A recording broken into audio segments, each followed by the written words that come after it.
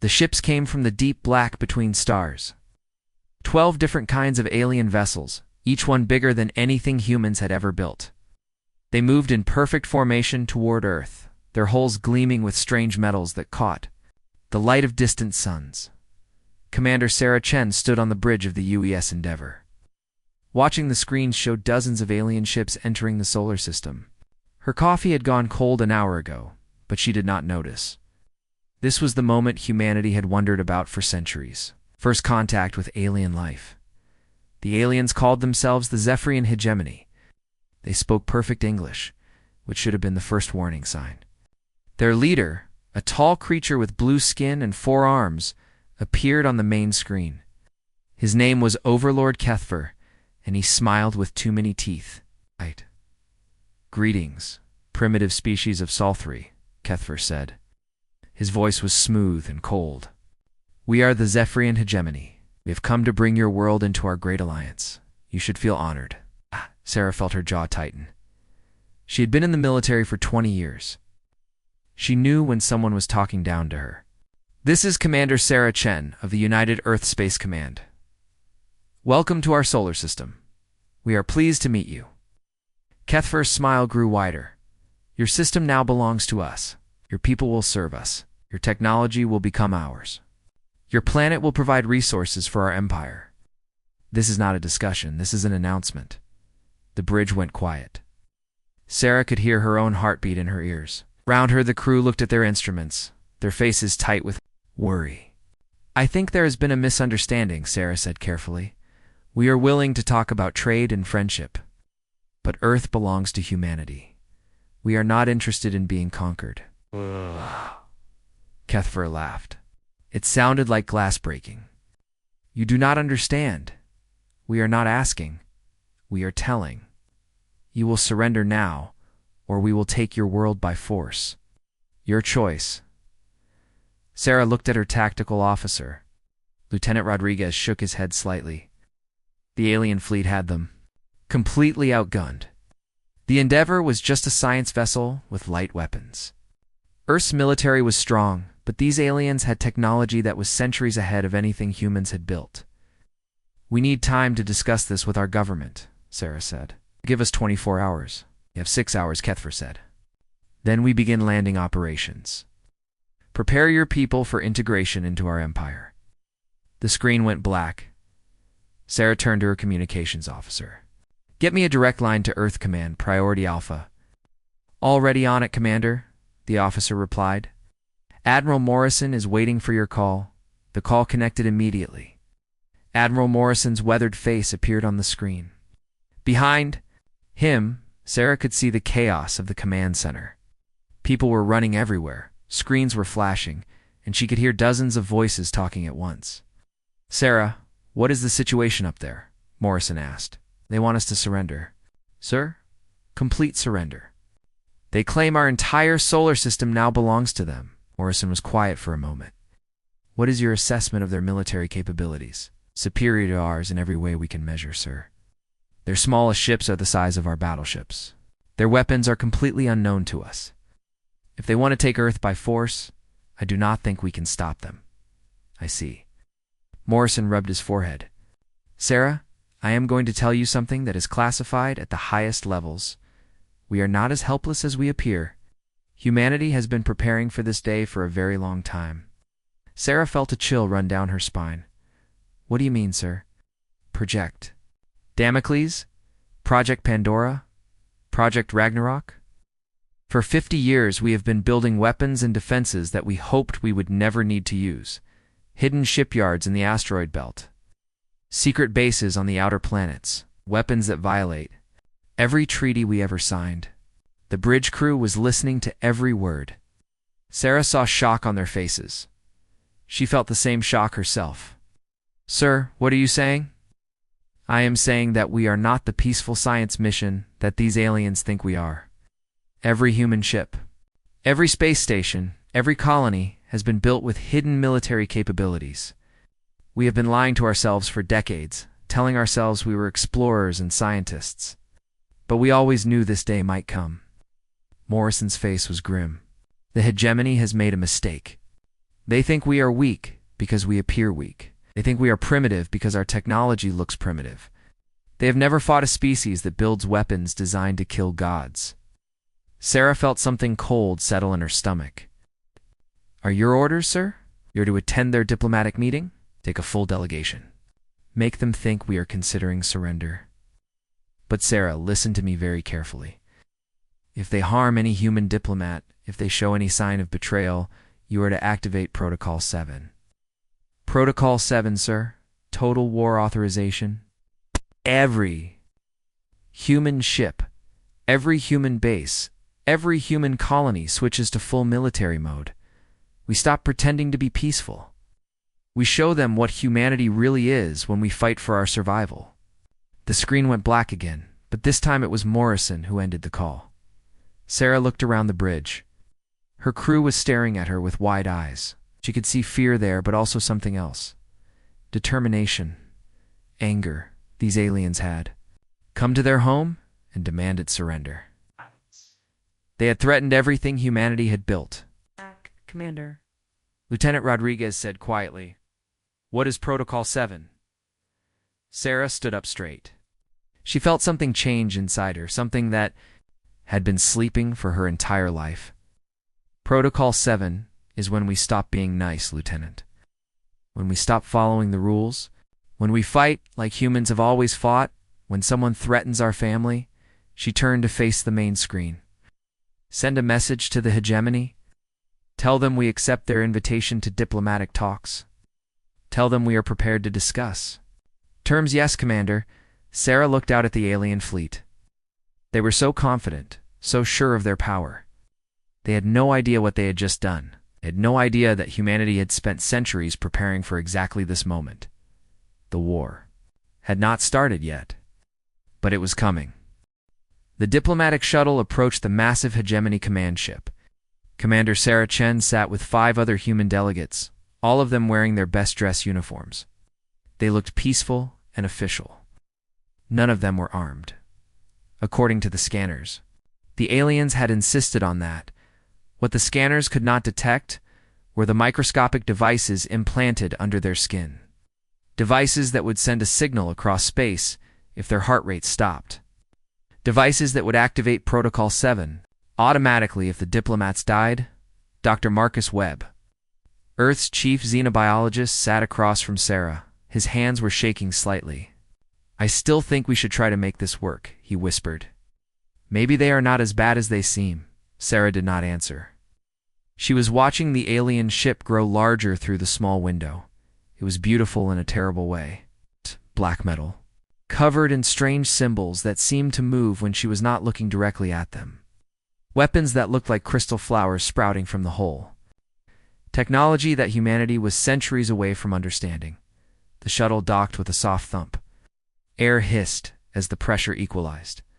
The door opened, and alien guards stepped inside. They were different from Overlord Kethfer. These ones looked like insects walking upright, with 4 legs and mandibles that clicked when they moved.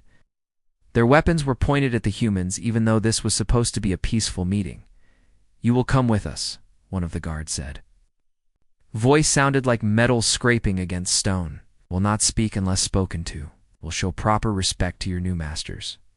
Sarah bit her tongue to keep from responding.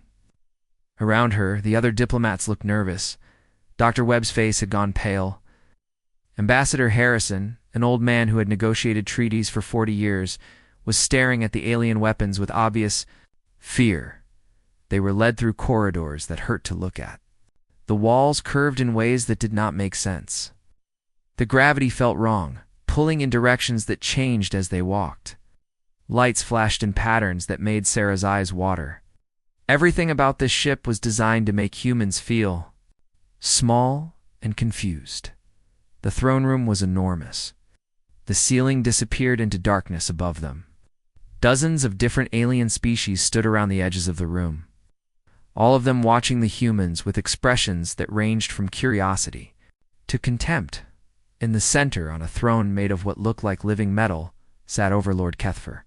"Welcome, primitives," Kethfer said. His voice echoed strangely in the vast space. "Have you come to surrender your pathetic little world? Ambassador Harrison stepped forward. His voice was steady, professional. We have come to discuss terms. Perhaps we can find a solution that benefits both our peoples. Kethfer laughed.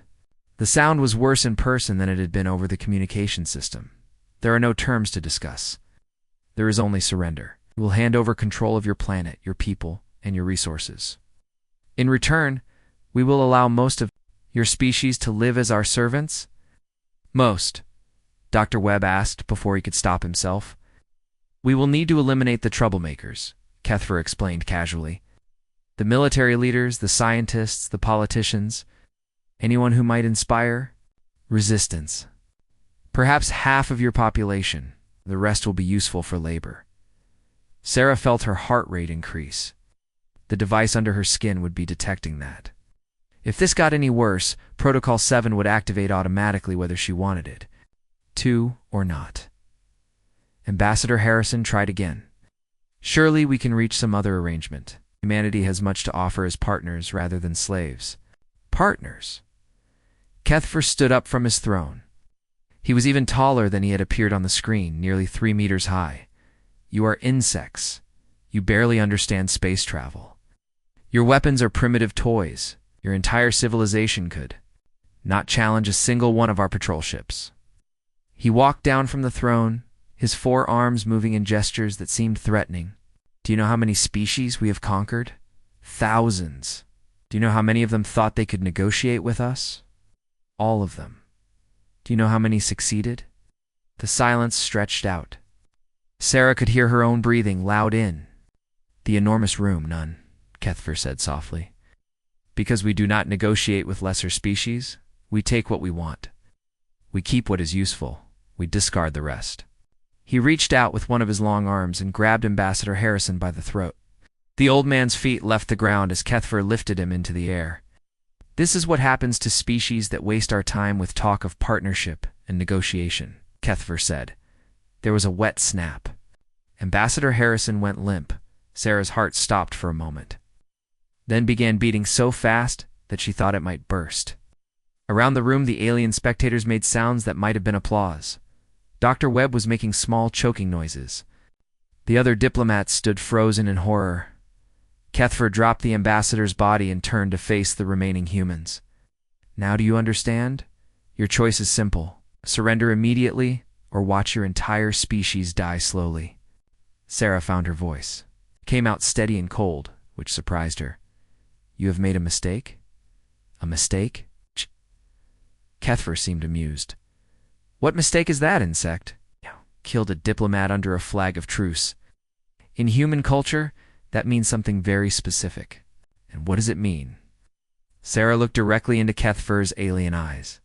It means we do not have to follow the rules anymore. Across space, on a dozen hidden bases throughout the solar system, machines detected that Ambassador Harrison's heart had stopped. Computers that had been waiting for 50 years came online. Weapons that had never been tested outside of simulations began charging their power systems on Earth.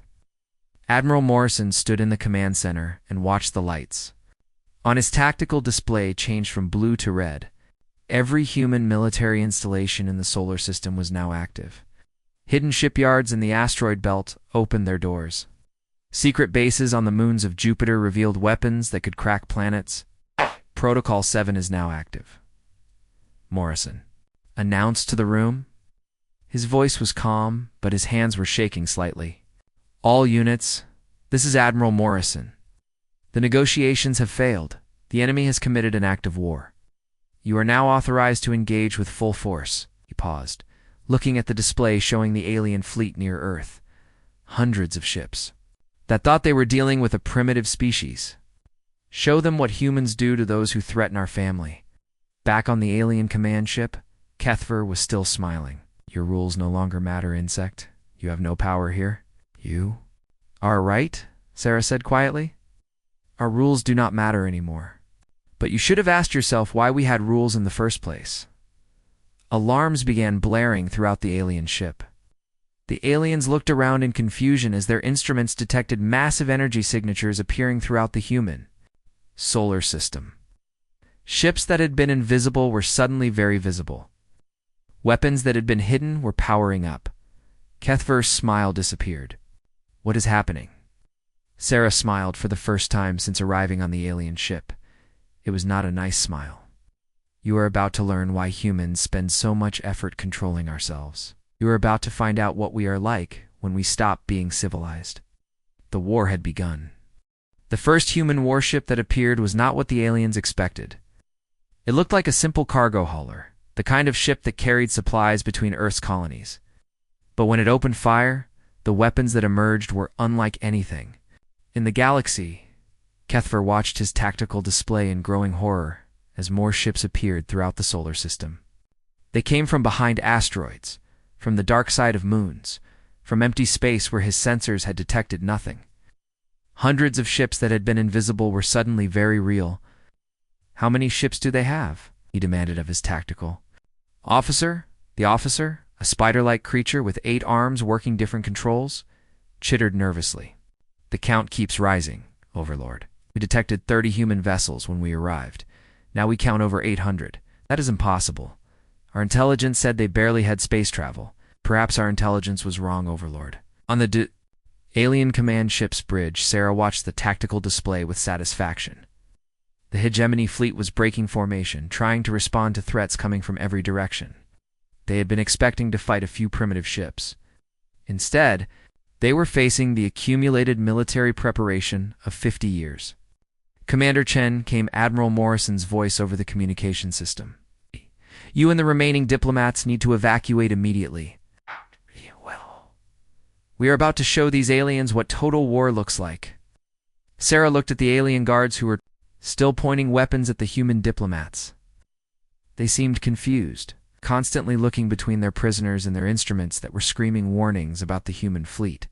I think we will stay and watch, Sarah told Morrison. These aliens need to see what they have started. The first human attack came from a ship that looked like a mining vessel. It fired a single projectile at the nearest hegemony destroyer. The projectile moved at nearly the speed of light, and when it hit, the destroyer simply vanished. No explosion, no debris. One moment it was there, the next it was gone. Kethver stared at the empty space where his ship had been. What was that weapon? His science officer, a tall gray creature with too many eyes, consulted its instruments frantically. Unknown, Overlord. The projectile appears to have been composed of compressed matter. When it struck the target, both the projectile and the target were converted to energy. Converted to energy. That should be impossible. Yes, Overlord. It should be. The second attack came from multiple directions at once. Human ships that looked like passenger transports opened like flowers, revealing missile batteries that fired thousands of projectiles simultaneously. But these were not ordinary missiles. Each one seemed to think for itself, dodging defensive fire and changing course to hit weak points in the alien ships. Admiral. Morrison's voice came over the communication channel to all human ships. All units you are authorized to use. Restricted. Weapons. Repeat. All restrictions are lifted. Show them why humans wrote the Geneva Conventions. Captain Maria Santos commanded the human ship Retribution, hidden in the asteroid belt. For 20 years, she had commanded what appeared to be a simple research vessel. Her crew thought they were studying asteroid mining techniques. They had no idea that their ship carried enough firepower to destroy a small moon. Weapons officer, she said calmly, deploy the nanite swarm. Captain, are you sure? The nanites have never been tested in real combat. Deploy them. The Retribution launched what looked like a cloud of glittering dust toward the hegemony fleet. The aliens ignored it, focusing on the larger threats. That was a mistake. When the nanites reached the first alien ship, they went to work. Millions of microscopic machines, each one designed for a single purpose, to take apart enemy vessels, one atom at a time. The alien ship began to dissolve from the outside in, its hull simply falling apart as the nanites stripped away the molecular bonds holding it. Together, the aliens inside had time to scream before their ship became a cloud of component atoms drifting in space. Kethver watched in horror as ship after ship fell to weapons that should not exist. How long have they been preparing for this? Unknown, Overlord, his science officer replied. But based on the sophistication of their weapons, I estimate at least 50 years, perhaps longer. 50 years? But they only achieved spaceflight 30 years ago. Apparently they were planning this war before they could even reach their own moon. Human ship Prometheus approached a cluster of hegemony vessels. It looked like a simple transport, the kind used to move colonists to new worlds. But when it opened its cargo bays, it released something that made the alien fleet commanders question their sanity. Millions of small robots poured out of the ship like a metal river. Each robot was the size of a dinner plate and moved through space using small rocket engines. They swarmed toward the alien ships, and when they reached them, began to cut. The robots carried cutting tools designed to slice through asteroid rock, but they worked just as well on alien ship hulls. They cut perfect circles through the armor, then flew inside and began cutting everything they found. Power conduits, life support systems, structural supports. Within minutes, the alien ships were falling apart from the inside. Colonel James Park watched the battle from his command ship Vengeance. His ship looked like a civilian cruiser, the kind wealthy families use for vacation trips to the outer planets. But hidden in its hull were weapons that violated every treaty humanity had ever signed. "Sir," his weapons officer said, "the aliens are trying to retreat. Should we let them go?" Park thought about Ambassador Harrison, dead on the floor of the alien command ship. He thought about the aliens' plan to kill half of humanity and enslave the rest. "Negative," he said. "No survivors, no witnesses. They wanted to see what humans are capable of when we stop following the rules. Show them." The Vengeance launched its special weapon. It looked like a small probe, hardly bigger than a shuttlecraft. But when it reached the center of the retreating alien formation, it activated a gravity generator that created a miniature black hole. The black hole lasted only seconds before it evaporated, but that was enough. Every alien ship within 1,000 kilometers was crushed into a ball of compressed matter no bigger than a marble. On the alien command ship, Kethfer's remaining officers were in full panic. Half his fleet was gone, destroyed by weapons that seemed to come from nightmare stories. "Overlord," his communication officer reported, "we are receiving a message from the human fleet. Put it through." Admiral Morrison's face appeared on the screen. He looked calm, almost friendly. "Overlord Kethfer, this is Admiral Morrison of the United Earth Space Command. I believe you wanted to discuss surrender terms." Kethfer frowned. His voice, "You are savages. These weapons you use, they are abominations. No civilized species would create such things." Morrison smiled, but it was not a warm smile. "You are absolutely right. We are savages. We have always been savages. Only difference is that now we have stopped pretending otherwise. You cannot win this war. The hegemony has thousands of ships, millions of soldiers. Overlord, you seem to misunderstand the situation. This is not a war. Wars have rules. Wars have limits. Wars end with negotiations and treaties." Morrison leaned forward, and his eyes were as cold as the space between stars. "What we are going to do to you and your empire is not a war. It is an extermination. We are going to hunt down every ship, every base, every colony that belongs to the hegemony. Are going to use weapons that will make today's battle look like a gentle disagreement. And when we are done, the galaxy will remember the hegemony only as a cautionary tale about what happens when you threaten humanity." The screen went black dot around Kethfer. His officers stared at their instruments as more human ships appeared. Ships that carried weapons designed by a species that had spent its entire history perfecting new ways to kill its enemies. The battle for Earth was over. The war for the galaxy was just beginning. 6 months after the battle for Earth, the human fleet arrived at Kepler 442b, the hegemony's main military base. What they found there changed the nature of war forever. General Patricia Reeves stood on the bridge of the UES Retribution. Watching the planet through the main screen, Kepler 442b was beautiful. Ow. Blue oceans, green continents, white clouds swirling in perfect patterns, looked almost like Earth. "Population scan complete, General," reported Lieutenant Torres. Approximately 50 million hegemony citizens on the surface.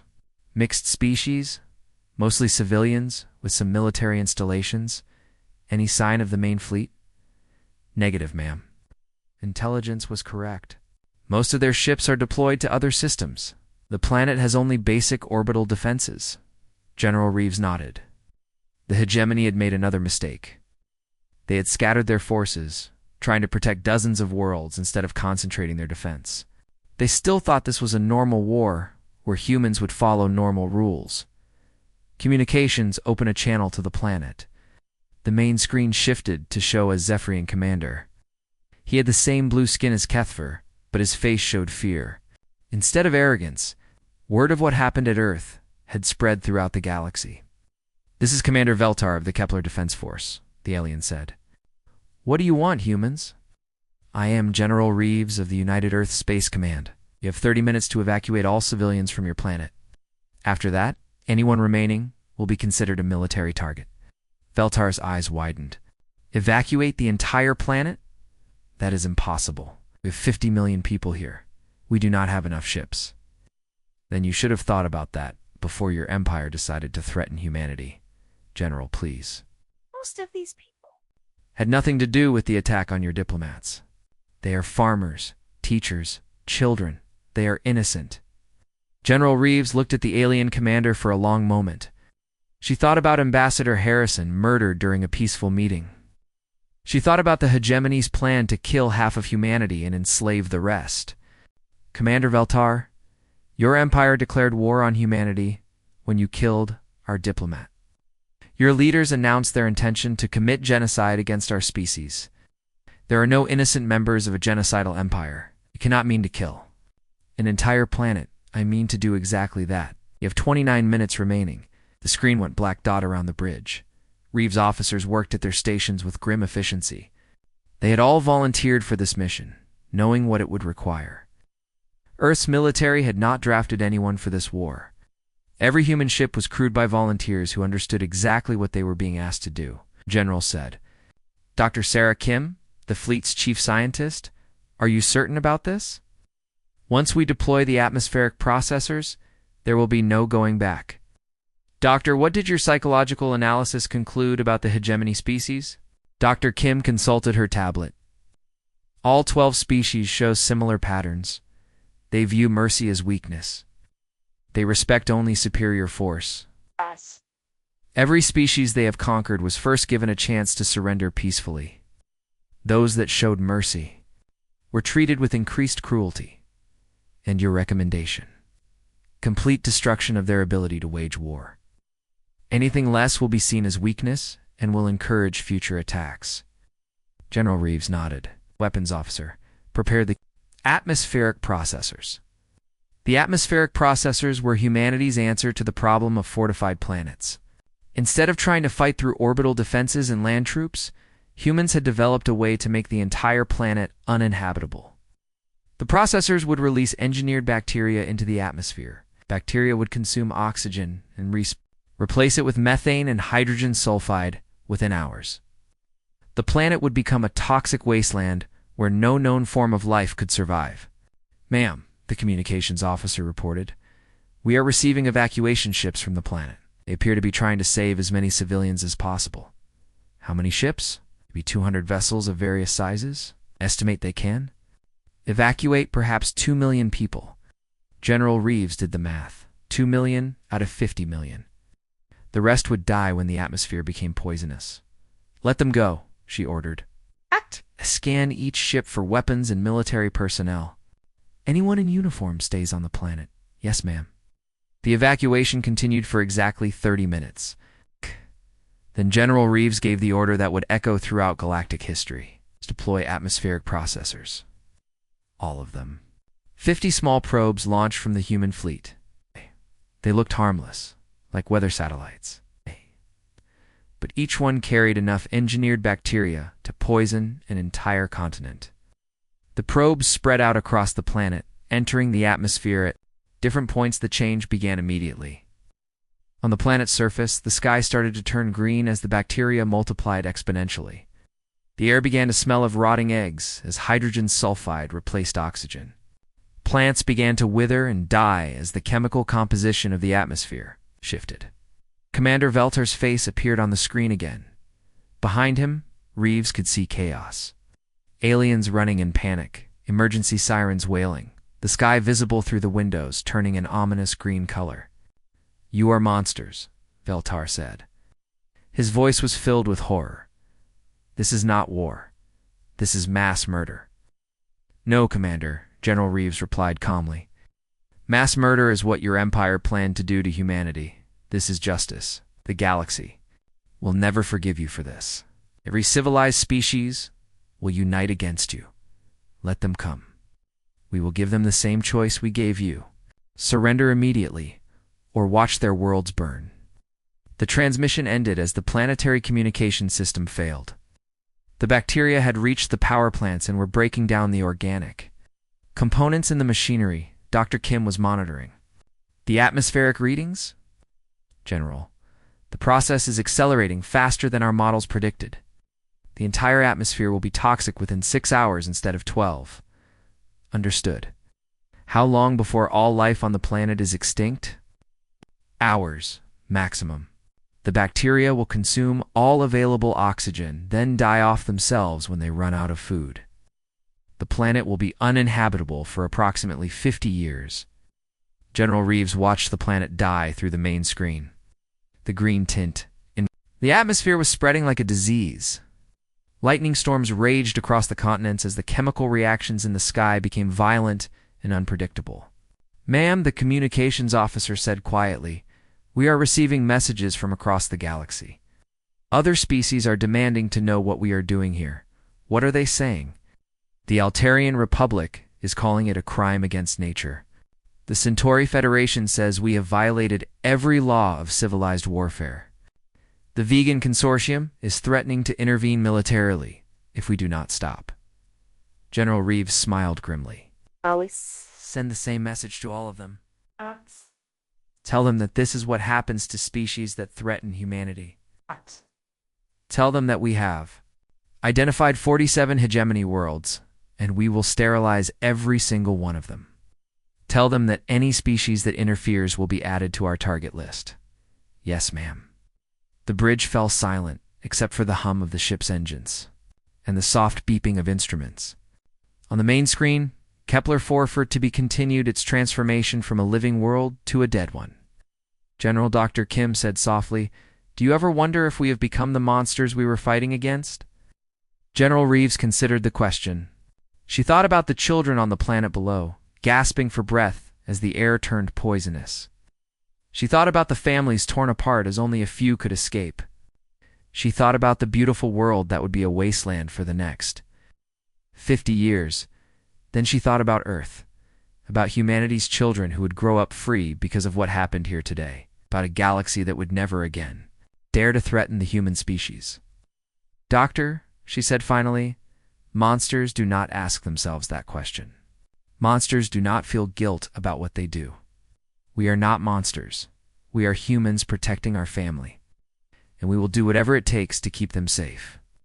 The planet below continued to die, and the galaxy learned that humanity would burn entire worlds to protect their own. The war was far from over. 3 years after the war ended, Admiral Sarah Chen walked through the memorial gardens on Luna. The black marble walls held the names of every human who had died in the war. There were surprisingly few names. Humanity had lost only 12,000. People in a conflict that destroyed an entire galactic empire. The gardens were empty except for a few maintenance workers. Most people preferred not to visit places that reminded them of what humanity had done. The war was over, but its shadow still covered everything. Chen stopped in front of one name carved into the marble: Ambassador James Harrison, the man whose death had started everything. She wondered if he would have approved of what came after. Probably not. Harrison had been a peaceful man who believed in diplomacy and compromise. "I thought I might find you here." Chen turned to see Admiral Morrison approaching. He looked older than his years, his hair completely gray now. The war had aged all of them. "Marcus," she said, "how are the negotiations going?" Morrison sat down. On a bench facing the memorial wall, the same as always. Every species in the galaxy wants to know when we will remove our monitoring stations from their systems. Every government asks when we will reduce our fleet size. Every diplomat wants to know if we can be trusted to keep our promises. And what do you tell them? I tell them the truth. We'll keep our fleet exactly as it is. We'll maintain our monitoring stations on every major trade route. And we will respond to any threat against humanity with complete annihilation of the species responsible. Chen sat down beside him. Do you think they believe us? Morrison pointed to the memorial wall.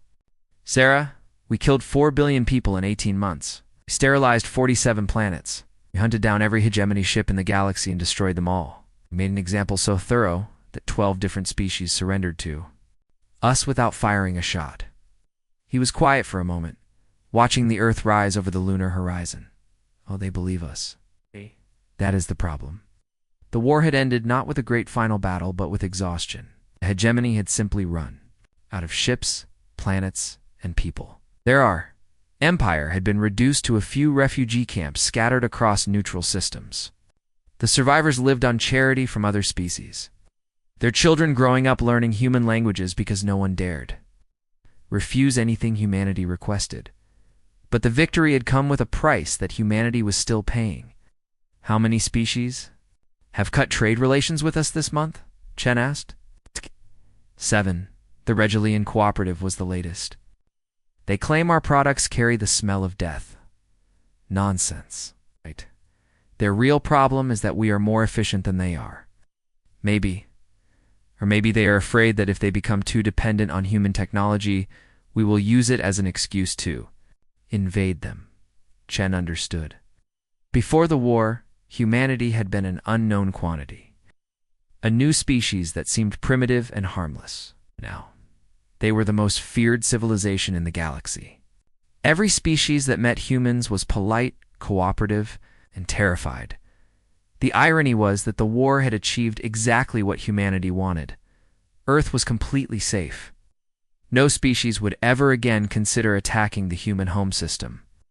But the price of that safety was isolation. Admiral Morrison came a voice over the communication system built into the memorial gardens.